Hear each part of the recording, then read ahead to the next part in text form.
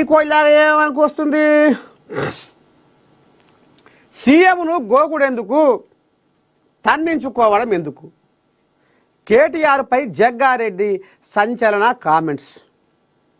కేటీఆర్ కవిత దెబ్బలకు తట్టుకోలేకపోతున్నారు. కేటీఆర్ కవిత దెబ్బలకు తట్టుకోలేకపోతున్నారు. నోరు తెరిస్తే అబద్ధాలు మాట్లాడుతున్నాడు. ఇక ఈ కోళ్ళాగా ఇంకా అసలైన ముచ్చట కూడా చెప్పిందులో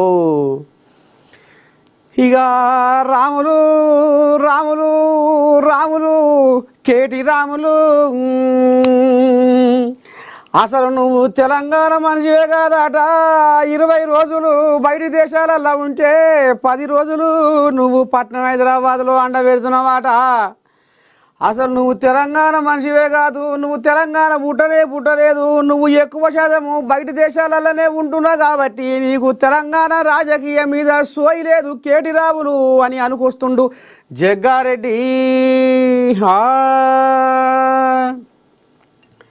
ఇక మరి కేటీ రాములు ఇక నిన్న ఓ నీ దండం పెడితే రారి రారి నేను వస్తున్నా, మీ స్థాయికి నేనే సరిపోతా, నేనే గొప్ప మీ స్థాయికి రావడము.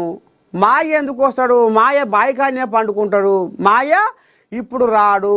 ఆ పులి ఎప్పుడు రావాలనో, ఎప్పుడు తెర బయటికి రావాలనో వస్తాడు. మీరు రమ్మనంగానే ఆ పెద్ద పులి ఉరికి రాదు.